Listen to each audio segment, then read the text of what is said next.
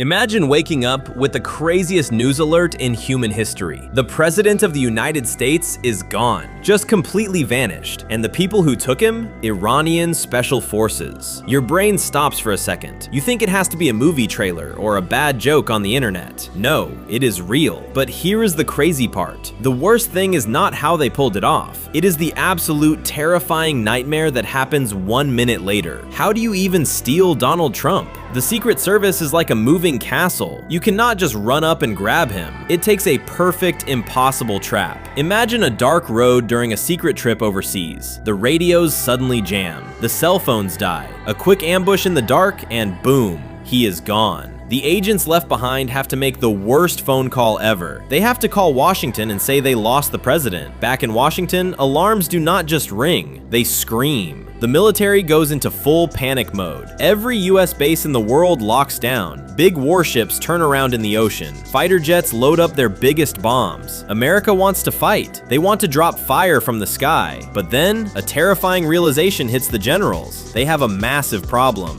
They cannot shoot. Why? Because Iran just took the ultimate human shield. If the United States drops a single bomb, they risk killing their own leader. Iran knows this perfectly well. They are not scared, and they are not backing down. They just put the strongest army in the world into a tiny box. They hold all the cards now. But if you think the military being trapped is bad, wait until you see what happens to your own life. While the army is stuck, your wallet takes a massive hit. The stock market does not just fall, it jumps right off a cliff. Trillions of dollars vanish by lunch. You go to buy gas for your car, it is suddenly 20 bucks a gallon. People physically fight over bottled water and toilet paper at the local store. The whole world thinks World War III is starting today. Panic makes people do crazy things. But hold on, it gets even crazier. You might be asking yourself, what is the actual end game here? What does Iran really want? Right when the world feels like it is burning, the internet stops. A video drops. It is short, it is grainy. It shows him sitting in a secure underground bunker. The video completely breaks the web. Social media servers catch on fire and crash. Every person on TV suddenly acts like a super spy. They watch his eyes. Is he blinking a secret code? Probably not, but it keeps everyone glued to the screen.